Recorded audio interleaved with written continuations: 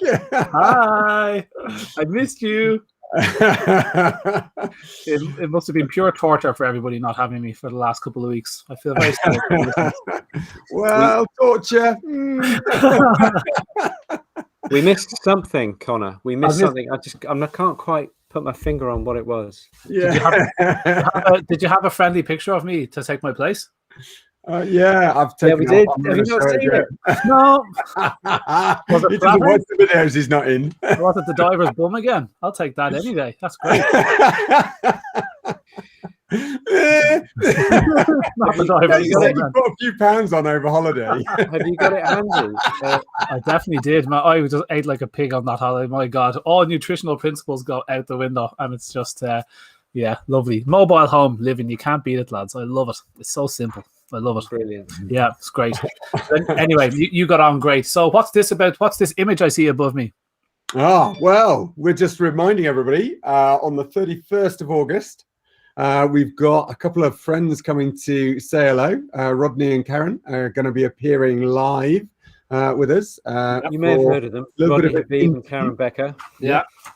We're going to be going through their book. We're going to be talking about a bit of background so that those people who don't know them so well maybe just understand them a bit more as to where they're coming from. Some great information on all sorts of stuff from epigenetics to just general health stuff that's in this book. So, hope you can all join us on the 31st of August. We've been sent a sneak preview of the book, so I started it there while I was away. It's not easy because kids go to bed later on holidays and whatnot, but the book is extremely digestible. So hats off to the not literally. Beef flavored. But like, honest to God, it's a cracking read. Anyway, look, we will just wanted to announce that this week that 31st of August, guys, be here or be square. It's going to be Rodney Habib and Karen Becker. They'll be in one of our little slots here, and we're going to be talking for the hour. So that's going to be great crack, guys. So tune in. You'll be hearing more about that as time goes on. Come and join us, guys. It's not next week. Next week, we're just going to talk about a few little bits and pieces because, and we're going to just pre-record that so that you will have a little bit of RPM next Tuesday at 7 p.m. Yeah. It's the week after that, the last Tuesday of August. That's something to look forward to.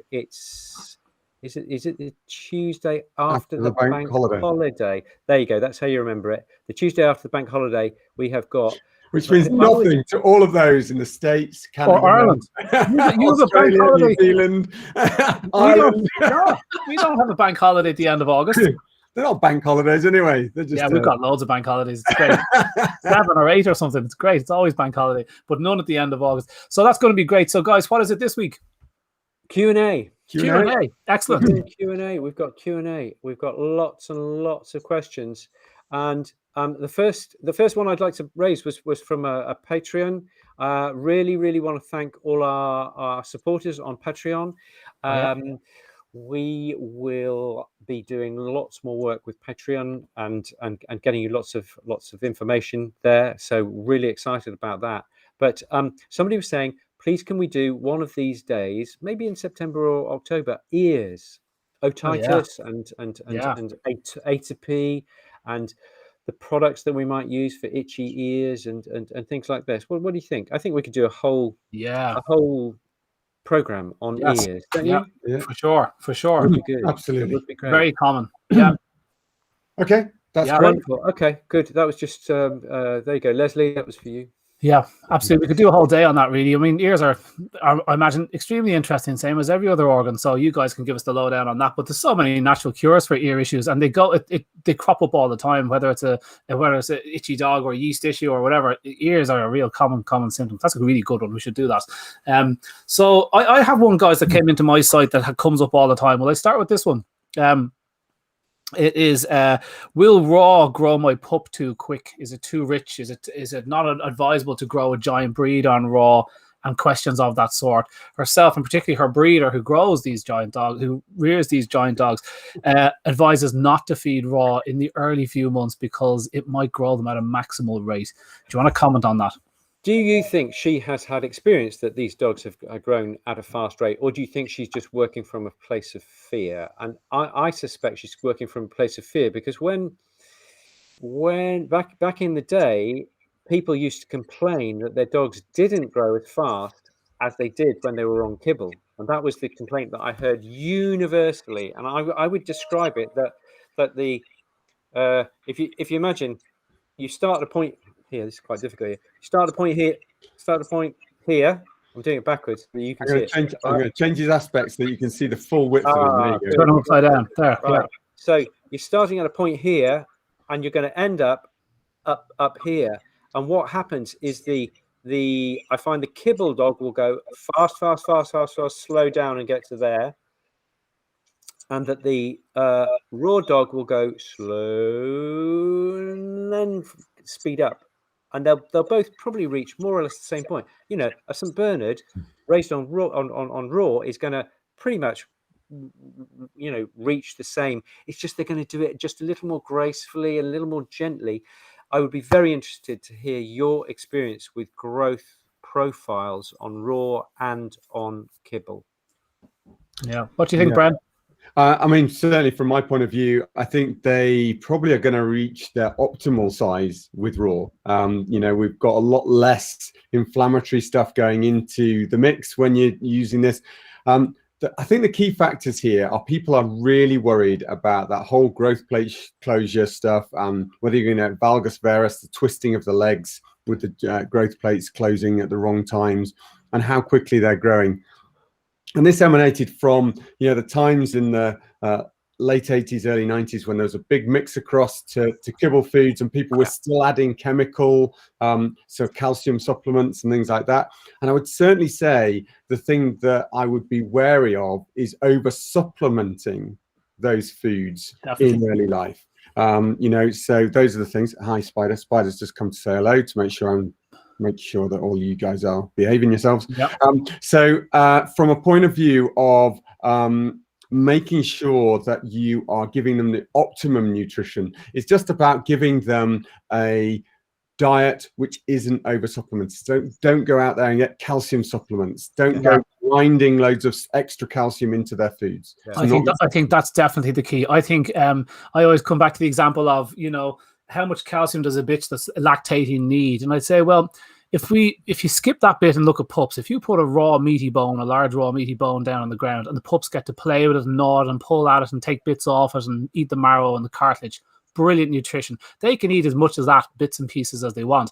But if you leave down a packet of calcium supplements, you might have very different pups in a while, because the body does not treat synthetic supplements the same way as it does natural minerals. Okay, it doesn't like minerals full stop. They don't like minerals. They don't come from the land of the living, unlike vitamins. Vitamins porous pretty much straight through, but minerals the body does not tolerate too well, the gut membrane, so it wants them in a certain way, and they particularly don't like them coming from a conical flask. So we've all the studies, particularly of calcium, now that we're talking about it, that even when humans eat huge amounts of calcium from supplements, their bone states are far worse after months when it's measured, hip scores and stuff, than natural calcium. I think there's a misunderstanding from people that that the body, if you keep giving it the natural form of the mineral, the body just keeps taking it in blindly, like it doesn't have any control over it. But there's a very, like, through millions of years, the body knows how much it needs. It takes in that amount, and then the rest of it doesn't come through. So it's a very natural process. It'll, when it needs stuff and it can store it, and it needs extra zinc, I'll take that extra zinc, thanks very much. But it'll come to a point where I can't take in anymore. That's fine. Out you go, and keep going, and straight out the back passage. And that's what happens naturally. Conical flask minerals aren't treated the same way. We've big problems with excess copper sulfate in pet food causing liver disease, zinc oxide, iron oxide, which is rust. These things can cause problems. It's just, they're just not the same thing. So I think the misunderstanding is from that.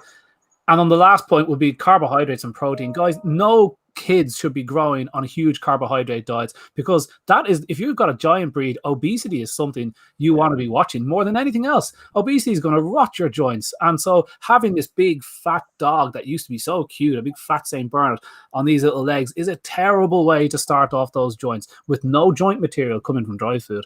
No glucosamine, chondroitin, hyaluronic acid, vitamin C, glucosamine, glucagon, all the stuff in bones that make...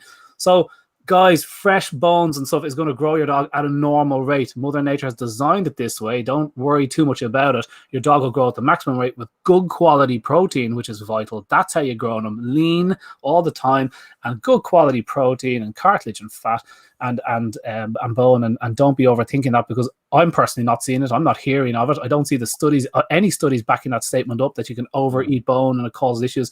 But supplements up the yin yang when you see those issues with calcium supplements. So I'm sure you're right, Bren, on that. It's all about the supplements. I think that there's a psychological thing here in that since the 80s, when Hills really started to come into the UK, they gave the impression that they knew what they were doing. They had the science. It was like, trust us, we will sort the calcium phosphorus. You know, whenever you talk to vets, it's the first thing they'll say is, what's the calcium phosphorus ratio? Yeah. And yet, for 3 to 45 million years before then, dogs have been growing puppies perfectly well in most reasonable situations by regulating how much they absorb. They eat loads of bone, because there's loads of bone with every carcass, and they regulate it. And that's the difference. You know, Hills want to work out how much to put in because they think they know, and yet we are putting nutrients into a self-regulating system. It's not self-regulating. That's good. It sucks up petrol, whether it's good petrol or bad petrol. The body is very, very discriminating about how much. Yeah, it exactly. needs. That's a good point. You know, so here's an extra one for you then. So that's, you know, let's put the cat amongst the pigeons, or the puppies amongst the pigeons. The puppies amongst the kibble. Yeah. So what about this weaning? Because actually, you know, what we're not necessarily getting here is that actually puppies would naturally feed from mum way into 16 to 20 weeks even.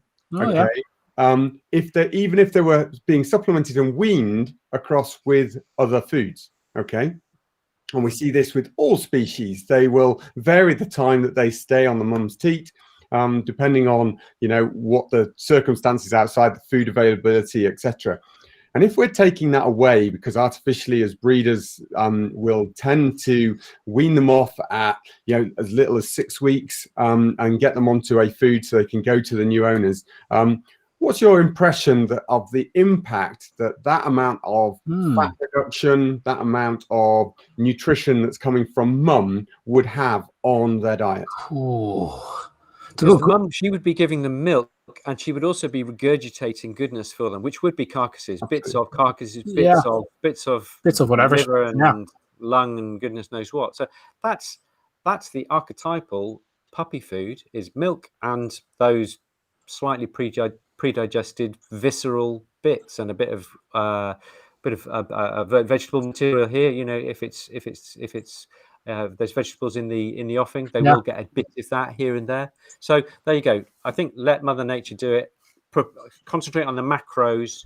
Get a variety of proteins. I'd be surprised that the pups are feeding on mum after 8-9 weeks with those puppy teeth coming in. Does that go on? I mean, absolutely. I didn't know it went past 10 weeks. Really, I had a 11-week-old set of pups from a breeder, and she has not just mum but grandmum. And this is a beautiful thing about dogs. And they, you know, grandmum actually came into milk at the same time as her daughter, even though she wasn't pregnant. This is the whole false pregnancy thing. This is what's so beautiful about pack dogs. That's amazing. And so what happens now is that the pups that are still with, because they're a holistic client, is actually they're starting to spread out and suckle off grandmum for their extra nutrition. Absolutely That's brilliant. Crazy. I didn't know that happened either. I used to go. I saw practice in Tel Aviv one summer, and the vet there, her bitch was unspayed, and whenever she had a litter of rescue kittens, like 4 weeks, 6 weeks old, brought them into her practice. This is what she did. The bitch would come into milk and would feed the kittens until they were able to go.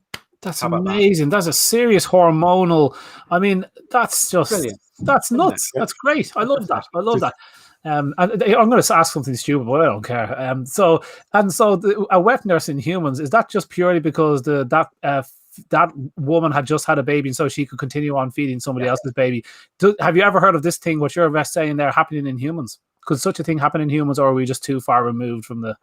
Well, there's the whole thing about the cycle. You've got to remember in the bitch, the cycle and this is why false pregnancies are so common, is that the cycle of the ovary is pretty much standard whether they get pregnant or not. The other bits that actually happen around that are the prostaglandins that the pups release whilst they're in utero to lead towards parturition and actually labor and giving birth. Okay. So they're really, and this is why so many people will suffer, or their bitches, if they're entire, will suffer from the false pregnancy issues, because it's very easy for them to slip into, creating milk at the end of their cycle. So nice.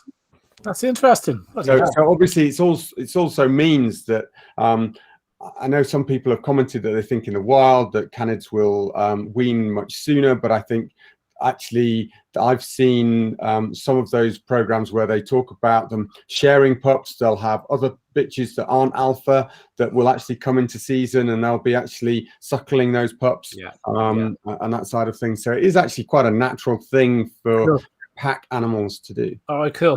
I've got a story for you, boys. This is a human story, and it's maybe too much information, but I'm going to share it anyway. Back in the day, okay, I would have been about 10 years old. My mum was babysitting for her sister, slightly younger sister, and the baby was about a year old. The sister was late back, and my mother would have been suckling my younger brothers and sisters, and so she just popped her sister's child on the boob. Yeah. Job done. Oh yeah, absolutely. We are so far removed now that we think it's okay to have, from porn to like the skimpiest stuff to like everything on beaches and all this, the way we sell clothes, and that's okay. But Jesus, breastfeeding is still a little bit embarrassing for people. A little bit, we don't talk about it. Certainly over in Ireland, because we had the church just destroying all that for us. But like, isn't it just crazy that they're just these amazing. Anyway, look, they are amazing. Moving on. Let's not go there. I'll tell you what's really funny. I can't stand it when you start talking about breastfeeding. It's just if you give somebody a glass of breast milk from a cow, they think that's totally okay in the West. Yeah. But if you give them human milk, that's true. I actually did it to Ellie. She'd expressed some milk, and I made her some tea one morning with. That is cannibalistic. That is. She'll kill me for that. Yeah. I always wonder. You haven't told her until tonight. That's it. You want to watch what you're getting for tea. I always wonder about the first caveman that was caught kind of suckling from a cow.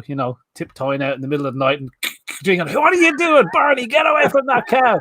Anyway, guys, let's get to some actual questions that we've been asked here. So, look, I've actually got a list of 28 questions that Aston has kindly put together for us. Aston rocks. You're all going to meet her, and we are getting to number one, and we're already 20 minutes in. Here's a very liked question: Kennel Cough. So much conflicting advice. How much should you keep them in? What if only 2 out of 5 dogs have symptoms? When are they clear to mingle again? Should I vaccinate? If so, which type? Nasal, oral, or injection? So a quick spiel on Kennel Cough. I imagine that's a whole night. But that's a whole night. Do you want to skip it and put it as a nice? Can I? What I'm going to do is I'm going to put up a little bit of spiel about that. Okay, separately. We can do that on Patreon. Okay, but I think my brief take on this is one. Remember, it's been quite prevalent this year for various reasons, and I would just say, look, remember, kennel cough as a syndrome is about 20 different infection types. Okay, you've got anything that can give a cough to a dog, from bacteria through to viruses. There's loads of different options. The one thing that we're really concentrating on, if we give the intranasal vaccine, is Bordetella. Okay, and this is the one which is effectively whooping cough for kids. Okay, Bordetella bronchoseptica, but it's quite species specific. So in the canine one, what we tend to do is use the pig version of the bacterium, And that actually then only will go through a certain number of passages before it dies away naturally, because it's the wrong species. Oh, and it won't give you kennel cough. That's when the you- important thing. Yeah. So It won't give you porcine kennel cough or human kennel cough or human. so you're not actually going to get dog whooping cough. Now, whooping cough really lasts about, it can last 3 to 6 months in some extreme cases, but it certainly will go well over the 2-week span. Now, the majority of other coughs that you will see, if they resolve within 3 to 7 days, it's probably a virus, and it's got over it very quickly with its own immune system, and that's unlikely to be whooping cough. And this is why so many kennels out there said, oh, that vaccine never works, it's useless. It's because they were catching other coughs, etc. So how do vets diagnose whether it's whooping cough or not? Kennel cough, not whooping cough. Sorry, I meant to say kennel cough. I was typing in something there. What? There's a thing called the tracheal pinch test. I mean, if you grab anybody's trachea, which is just here, your windpipe, it's and you give it a little pinch in a dog who's got kennel cough, you will get a reaction. Okay, it's a classic, and they'll get white fluff and stuff.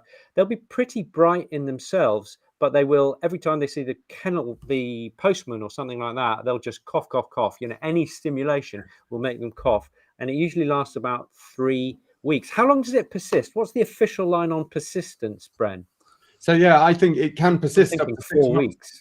No, it can persist for it depends on the immune status of the dog. But the residual issue with the cough can be left with them for months afterwards. But viral shedding. That was the key to the question. Was how long do you need to keep them in to keep everything? Oh, right. So the key to that for viral shedding. So we sat down as a practice and said, look, the easiest way to say is if it's just one of the viruses, then realistically, you should mean that at least 3 to 5 days post you hearing a cough, you should keep them separate from other dogs, purely and simply because the number of times you're going to be out and not hear them cough. So we gave a sort of a guideline on that. I think it's really difficult because as soon as the cough stops, they're pretty much going to stop shedding anyway. So that's the thing, is we were giving extra leeway purely and simply as a cushion, if you like, so that they weren't at risk of passing them on. I think we should pause it, lads. We should pause kennel cough and do a night on it, because I've already thought of 1 or 2 branches I wanted to go down. We used to use kennel cough vaccinations in guide dogs all the time, and every couple of years the cough would just sweep through the kennels and they'd rush down with their steroids and antibiotics, which must be given together. And we'd say, well, what's the story? We've been vaccinating these dogs up the yin yang, and they go, oh well, they're not guaranteed. I said, well, that's fantastic. And also there's a great study there. Actually, do you know what? Bordetella is guaranteed if you can prove it's Bordetella. Okay. The actual vaccine against Bordetella is guaranteed. It's just the issue that they've got is there's so many other causes of cough. Okay, Grant. There's a great study there as well on echinacea, very effective for kennel cough if you're looking for a natural. So let's just do a night for kennel cough. Ask if you're listening. That's a definite one. Here's another one that was very well liked as well. So this is important to get to. Question 8. Okay, we've actually already touched on this, but let's do it again. How do you know you're getting it right with respect to nutrition? Is the absence of any issues in a young dog enough? The vitality of youth is enough to carry many dogs through, even when they are fed kibble, with issues sometimes not manifesting until years later. So are there any proactive steps you would recommend to keep all this on track? Wow. So, I mean, look, there are studies now starting to come out. Dog Risk are doing various studies on inflammatory markers and things like that when you're feeding raw, showing that actually it is beneficial to give raw whole foods. If we look at the human market, we're seeing all of this guidance on, cutting down processed foods, increasing the amount of raw fresh that you can have.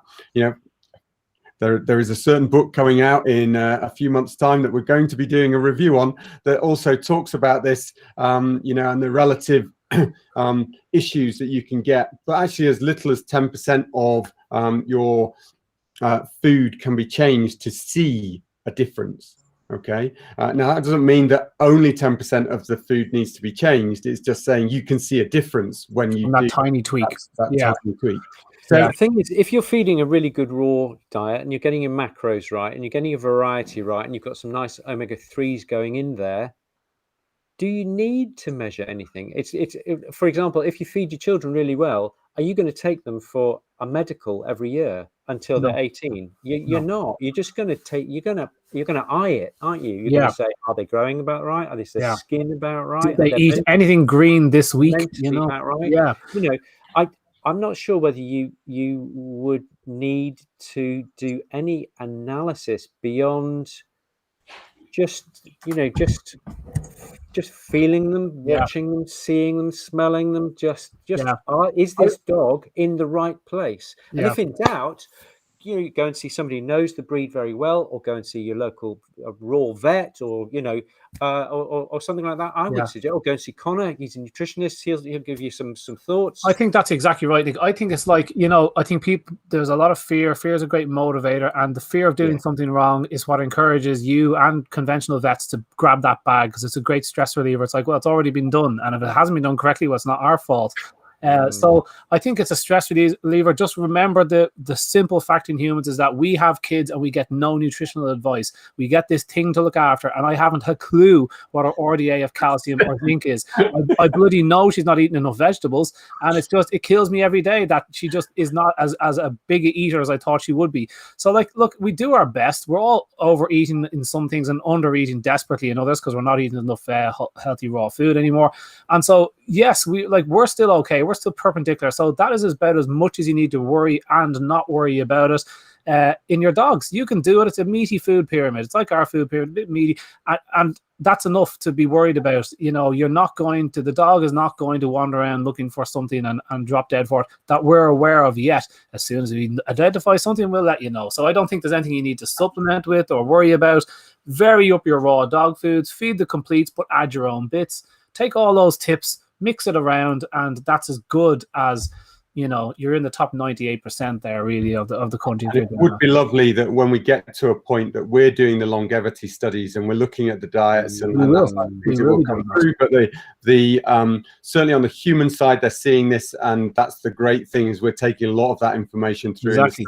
They're producing. Yeah, PAHO and WHO and all the huge groups that have these like dozens and dozens of scientists. I mean, the top guy, Miguel, what's his name in Brazil, massive collation of studies, and they're just saying stop with ultra processed food, eat whole ingredients. They can sum up every single analysis. They're called meta-analysis, where they get all these studies and they pile them together and look at what they mean together, which is an extremely powerful study. Every meta-analysis is eat whole food and you'll be fine. So right, we're going to go. I've got number 21 here. Go for it. I'd love to hear about histamine. Here we go. I'd love to hear about histamine intolerance and meal ideas, as well as leaky gut that presents as food intolerances and ear infections. Okay, so that's two different things. Two different questions. Question about let's do histamine intolerance, and then we'll do food intolerances. And we did a day on good issues, Nick, and food intolerances was done in that, and exclusion diet and that kind of stuff. So they can go back to a previous RPM on good issues, and if we haven't covered leaky gut enough, well, then we'll come back to that, because that is a monster of a subject and not something we can do just in 4 or 5 minutes. But let's do the first part of that subject. Yeah. So did Neil Nathan cover it in his book Toxic? He does. What, the whole intolerance? Just give us just a 30-second, because I'm not clear on this. I have what some nutritionists say histamine is such a big thing, and you have to avoid fermented foods, and then everybody else is saying fermented foods are fantastic. So I'm also confused. Okay, there's a couple of enzymes which basically destroy the histamine and the effect. Okay, and if the body is perfectly adequate in those, it will actually get rid of that histamine quite readily, and it's actually really useful. I mean, some of the things for apple cider vinegar and the products that are in that, all the way through to some of the other fermented foods, histamine actually improves gut digestion just in how it acts to increase stomach acidity, so you're getting better digestion that way. The likelihood of you actually having histamine that then persists in the rest of the body will only be really impacted because it's usually destroyed on the way through the gut wall because of these enzymes. Okay. Now, if you've got intolerances, now this is the thing about toxic, there may be an underlying health issue that you've got, and you can have. One thing is mast cell activation, okay, which is where all of your mast cells are just waiting to degranulate for the slightest thing. You can have a hot shower and your mast cells will degranulate and you'll effectively collapse in the shower with a histamine release. Okay, so that's the severity end of what you can get to, where the membranes on those cells are just waiting to degranulate those histamine granules. Okay, all the way to just intolerances where you could have impediment of those enzymes working efficiently to reduce the histamine that's in there. So I think there's a lot you can be said. I think feeding generally fermented foods is a good thing for the microbiome, for the health. I think there are going to be very minor cases which are going to have problems, and they've probably got other health issues that you need to start addressing with other treatments. Okay, great. That's useful. Very good. Okay. We also said we were going to do something on fermented foods, which is another night. Let's face it, because I'm still. I mean, I've swung my legs over the other side of the fence because you've convinced me, Bren. But it would be good to hear all that live and go through it all again, because I still in my head mentally separate the whole fermented food stuff for humans and doggos, and I kind of think, is that really the same thing? So I can't help but think every book you're going to hold up, Bren, is about humans and not about dogs. And so that's just about fermentation. That's about producing fermented foods. Oh, cool. So that was that book. Yeah. So I would love to learn more about that, and the histamine thing definitely comes into that. But I think you adequately dispelled my concern the last time we talked about it. Do you want me to do another question here, guys? Yeah. Go. Are there natural treatments for incontinence? Yes. Yes, there are. I don't know. I jumped a bit too quick and a bit too enthusiastically on that one, but drip me not. So if I'm thinking about incontinence, the reason I do it is because homeopathics are very useful and acupuncture is very useful if you've got an incontinent. Now, obviously, a male or a female dog can be dribbly with urine. I'm just going to talk about urine because otherwise that opens a major can of worms. Can be for many different reasons, and if it's not resolving fairly quickly with simple treatments, then you've got to start thinking about ectopic ureters and bladder dysfunction and all sorts of horrible things. What's an ectopic ureter? That's the tube that goes from your kidney down to your bladder. Okay, It's called the ureter. That carries urine from there. What about urethra? Now, normally, no, the urethra is from the bladder to the end of your bits and pieces. Yeah, well, I was going to say penis, and I was thinking there's so many women watching. They'll be going, what? You can say penis, Brendan. Don't worry. It's how you say it. I'm a big fan, actually, guys. I'm a big fan of Urethra Franklin. Oh, urethra Franklin. Yes, excellent.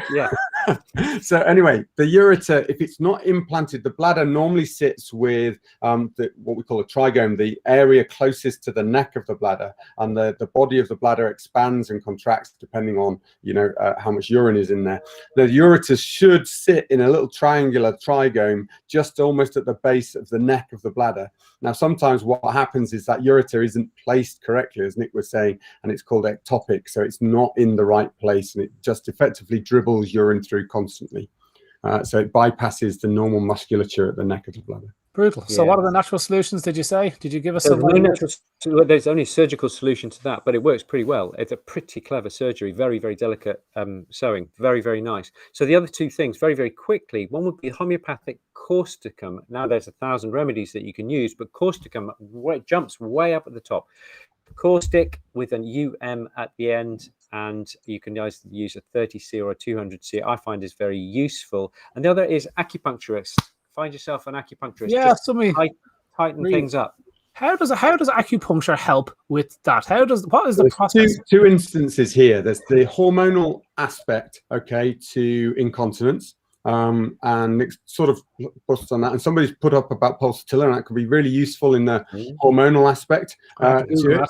And that's about the strength. So it's almost like an anabolic strength to the muscular stuff. There's also a nerve input into that area as well. So you've also got direct nerves from the spine feeding into, so the lower spine around the lumbosacral region that will feed into that neck of the bladder. And if you've got any weakness in that area, that can also lead to weakness in that muscle. So stimulating that can also help. So acupuncture will help on both those levels as well, because we've got to think that acupuncture, very westernized, would be just the neurological stuff. But actually, you know, we talked about this in a couple of weeks ago about the benefits of acupuncture for arthritis, and it's looking at the more TCM, traditional Chinese medicine acupuncture, and herbs would deal with more of the round. So all of the lack of hormones, where it's been in a postnatal bitch, through to the actual neurological stuff that's going crazy. How does a dog, like, tell me where the needles go when you're treating incontinence in, let's say, it doesn't really, let's say a male dog. Where do the needles go, and how the hell do you get the dog to stay still? Conor, you got a problem? No, where put this needle? But honestly, like, how, like, Dudley is never still, never still. How could you possibly do acupuncture on Dudley? 8 out of 10 dogs will just tolerate it. If you're just gentle, you talk to them, make sure the owner is happy and content and what have you, and they will just accept it. They will just. There are a couple of calming points as well. So, you know, you can use, you know, a point just between the eyes. I had it in there last time, actually, for my knees, and then she just put one in there first, and it was quite tough going in, and she blamed, "Oh, you're very stressed." It's like, no, you're just bad with your needles. That's what's going on. But it worked. I was relaxed. I was snoring. You know the way you kind of wake yourself up with a snore 10 minutes later. It's like, oh my god, I'm falling asleep here. What she did to you in the meantime. Anyway. How long does it take to learn acupuncture? Just as a side note, how long, like, you know, do you spend a year learning acupuncture? So if you've got the veterinary knowledge, I think adding on, there are a couple of courses now which are available. Chi Institute do a great one, which was currently based in Madrid, but it's just been brought to the UK. So if you've got a vet who's interested in acupuncture in the UK, it's also international. So you know, it's in the States. But they actually expand it beyond just acupuncture. So this is traditional Chinese medicine. They also do some nutrition stuff, interestingly. So that really is a good mix. Yeah, that sounds good. Debbie Williams says, if there's nerve damage, can hypericum help? And I would say, yeah, very much so. If there's nerve damage, also with nerve damage, you'd be thinking of Nux vomica for spinal nerve damage, and silica.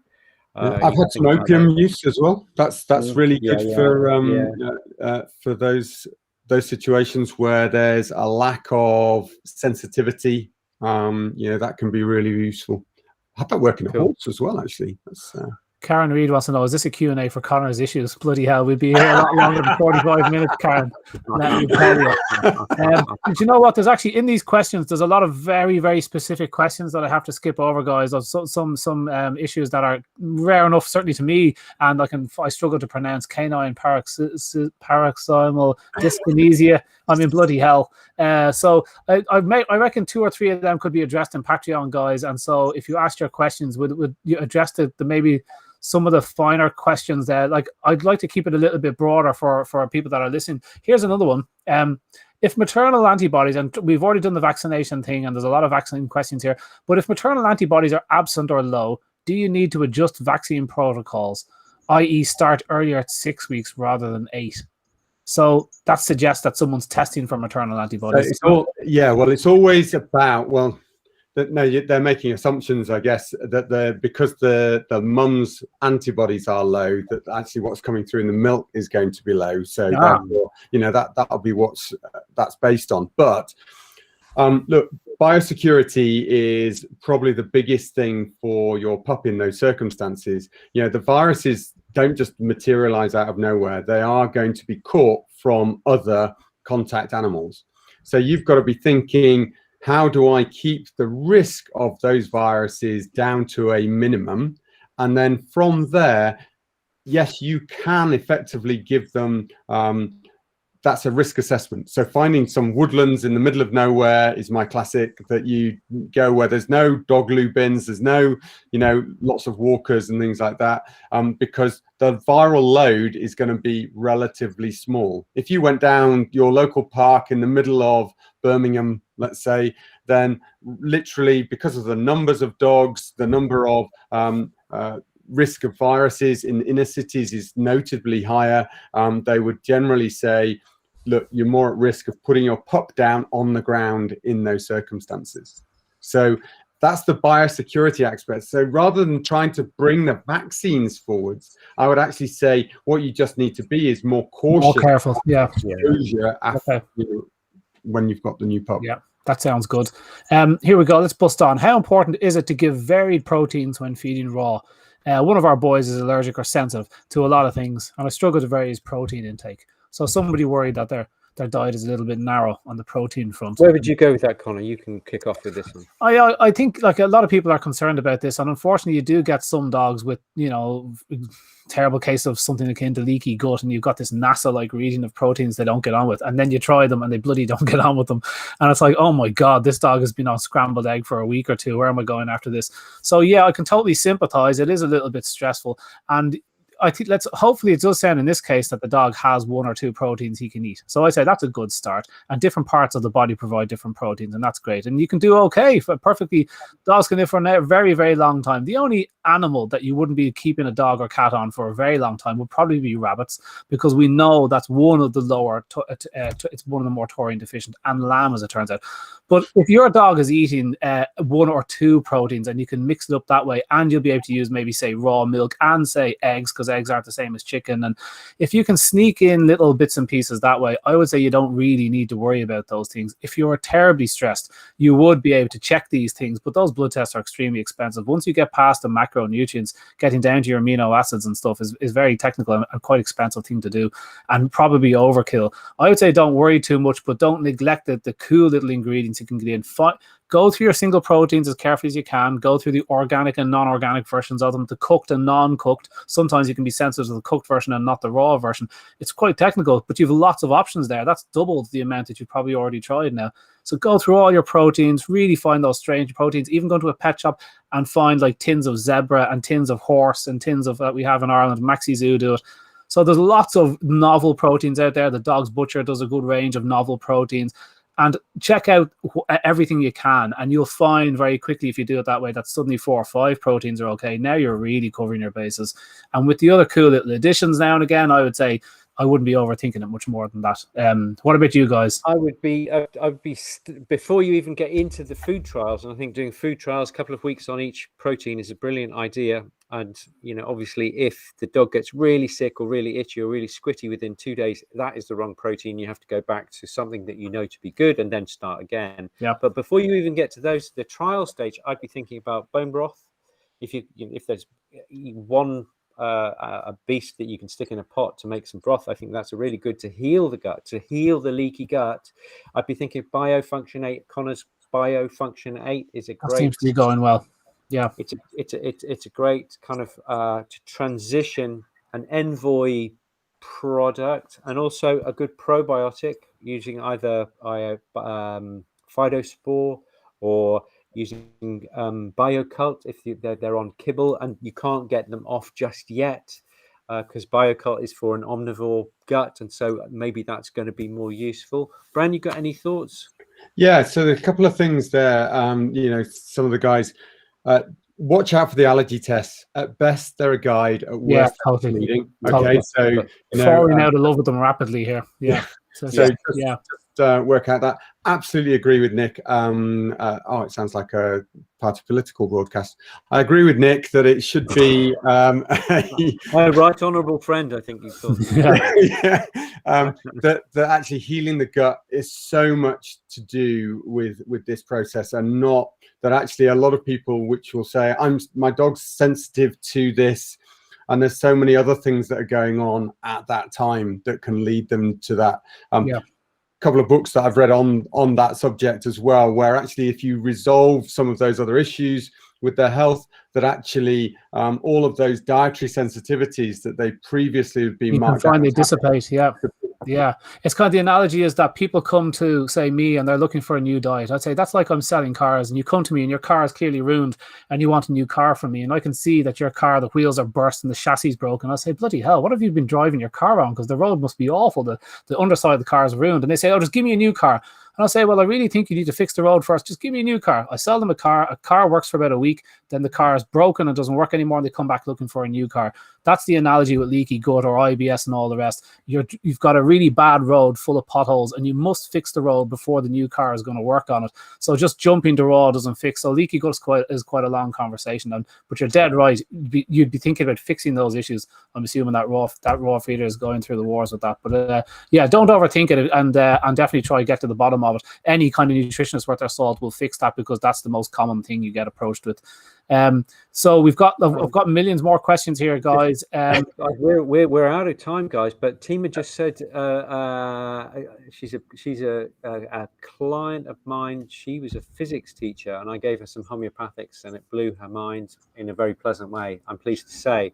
And but she says, I have a gut feeling that chicken intolerance is often due to what the chicken was fed, or the drugs that the chicken was given, and that if you're giving proper organic chicken, you may have lower intolerance. I think that's absolutely right. What would just thoughts? Yeah, it's not what you feed; it's what's been done to the thing that you're feeding. Yeah, there was a study in 2016 there that found that the byproduct of one of the antibiotics they use in the poultry industry is called ototetracycline, is it? OTC anyway. And we know it collects in the bones of the animal, and the meat industry are saying, no, we don't use the bones. It's like, well, but we make broth, we cook meat on the bone. And they said, don't be worried, it's fine. So humans don't eat so much of it, but the raw dog food industry uses quite a lot of carcass and necks and all sorts of stuff. So they found that it made dogs itchy. I think that was Bethlehem in 2016. So that was a great study, and it showed the intensively reared meat, that has issues, and it mightn't be a true food intolerance to the protein as such as the stuff that was in the bone. So yeah, absolutely, you're onto something there, and it mightn't happen with organic meat for sure. There can be lots of causes of this. I mean, it's not just leaky gut. There can be chicken serum used in your over-vaccinated puppies, and you really don't know what's the cause of it. But like you were saying, you need to get the solution. Somebody popped up there that my dog's got pancreatitis, so I have to feed a narrow range of meats. I don't really agree with that. I'm not quite sure who said that. I think I think you can feed a varied diet. The science on pancreatitis has moved on a lot. I've got a pancreatitis article on my website, and in there I've put in 1 or 2 pages from my book, and it just gives the key studies for any vet that might have be talking about it in a different way. That it's really not about fat, and it's really more of a carbohydrate thing. But please just have a read of that article and then come back to that assumption that you can't vary your proteins. I think you can. In the throes of a pancreatic bout, awful pain, well then you might be thinking of a very lean protein cottage cheese or anything that gets you out of a hole. But for chronic pancreatitis and every other type of dog, I don't think you need to narrow your meat ranges down. Guys, did you have any thoughts on that, or is that about right? Yeah, no, that's about right. And I think there's this is another no relative, honest. This is a comment by somebody about how raw can help with EPI. I mean, we've talked a little bit in the past about this end of pancreatitis where they can have an insufficiency of the enzymes of the pancreas being produced actively with the damage that can happen. And actually you can add raw pancreas into the diet because it helps with the digestive process. So, these are a couple of things to add in, but again, you can talk forever on these. We did pancreatitis. I think we brought that up. Look, guys, it's 10 to 8. I just wanted to highlight that scrolling across the bottom of the screen just a few seconds ago was the Patreon page. We really appreciate your donations to that, guys. If the price of a cup of coffee once a month, if you can afford it, it really helps when it's done by numbers. It really helps because we do have to take a good bit of time off for this, and we do prepare. And so we do appreciate any sort of little donations you can make to that. It keeps the show on the road and makes it much easier for us our side. You'll find us on Patreon/Raw Pet Medics, and we deeply appreciate any of the donations that you make to that. It really helps. But any concluding remarks there, guys, before we toddle on? I have got one. Keisha Campbell says, where do you get Ditch the Dry t-shirts? If you talk to the Pro Dog Raw guys, there's company Pro Dog Raw, they will organize a t-shirt one way or another. Yeah, absolutely. Yeah, very successful campaign. That she's doing a great job. Heidi, fair play. And lastly, just another plug for the 31st of August. If you're just joining us, 31st of August, we're going to be seeing Rodney and Karen, who are going to be coming on to talk about their new book, which is That's going to be great. in October. Lots of information in there. We'll be plucking out a few keynotes and also talking a bit about the background as to why they're doing what they're doing. So look forward to you guys joining us on that date. Got a bit of a pre-record for next week, so please bear with us. And yeah, we hope that you can make some comments. I'll still be dipping in and answering some of the comments on that pre-record, but yeah, please enjoy yourselves for the next couple of weeks, and we'll catch you on the 31st of August. Great stuff.